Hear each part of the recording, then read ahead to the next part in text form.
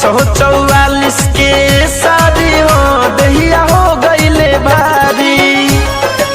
DJ Neeraj दीवाना बाहरीपुर, DJ Neeraj दीवाना बाहरीपुर।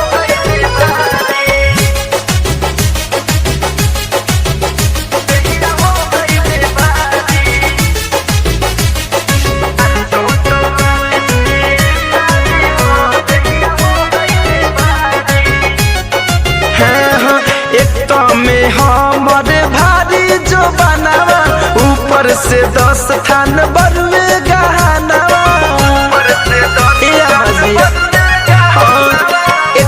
में हमारे भारी जो बनावा ऊपर से 10 थान बरुए गहनावा। आनंद दुसवत बनल बारी हो दहिया हो गईले भारी। 444 के शादी हो दहिया हो गईले भारी। 444 के शादी हो दहिया हो गईले भारी।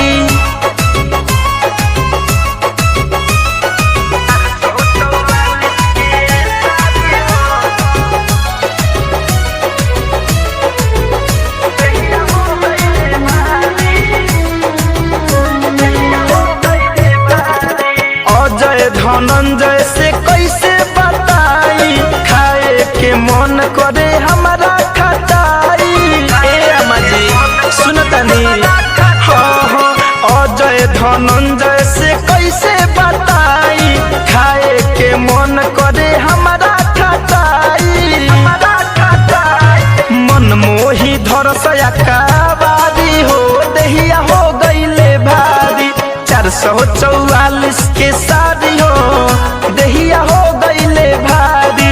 444 के शादी हो दहिया हो गईले भारी। डीजे नीरज दीवाना बाहरीपुर।